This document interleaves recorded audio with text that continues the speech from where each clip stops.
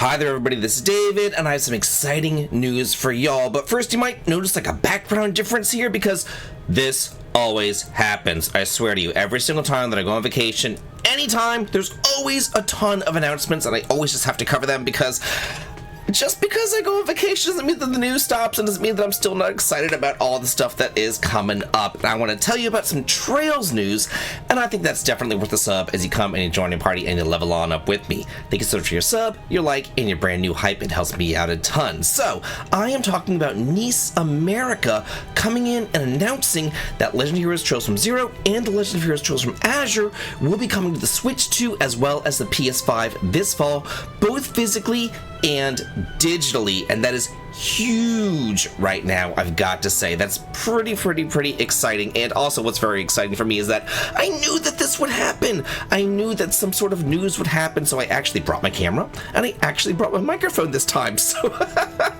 so this video shouldn't be that terrible. It shouldn't be that kind of just like, you know, put together, slammed together like these videos when I'm on vacation normally are. Somewhere between Grand Cayman Islands and Aruba is the next stop. We have a day at sea right now. So yeah, these are not remakes of the game. They're pretty much, I guess, enhanced ports of the game. It says that the new console version will support up to 4K 120 frames per second, as well as mouse support on the Switch 2, and they'll be available digitally, separately, or as a physical collection with both games. I cannot wait for that physical collection with both games. They did not say if we are getting a real Switch 2 key card or if we're getting a game key card for the Switch 2. We don't know that yet, but if history is anything to go by for Nice America, it's probably a game key card, although they did put out that Starbytes game on game key card, and then they quietly kind of canceled that Switch 2 version and only put the Switch version. So they might be learning and saying, oh, you know what, people don't want the game key cards, so they might put it out in a real Switch 2 card. So here is hoping for that. It says this release is more notable because it will be the first time the PlayStation versions will have the upgraded visuals as opposed to the issues present on the PlayStation 4. I played the PlayStation 4 version and I don't remember any sort of issues, so I don't really know what they're talking about here. It also says that you can import your save data from Trails of Zero for a different story experience in Trails of Azure, including additional conversations and alternate dialogue. How cool is that? So if you don't know what these games are, these are essentially this is the next branch of the story, the next sequel of the story after Trails in the Sky is done.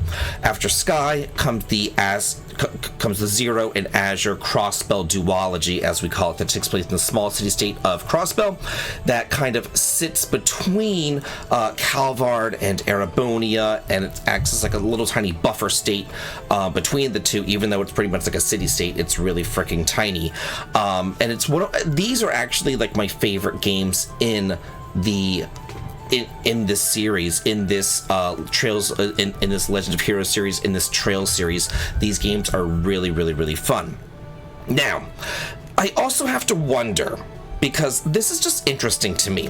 We know that Gung Ho got the rights to the Trails in the Sky remakes. We know that Trails in the Sky first chapter is already out. Trails in the Sky's second chapter is coming out this fall, which coincidentally is also whenever these two games are coming out here. So I wonder if this is like their little tit for tat, their little war that they have going on. Like, okay, well, you're gonna release second chapter remake, we're gonna release Zero and Azure.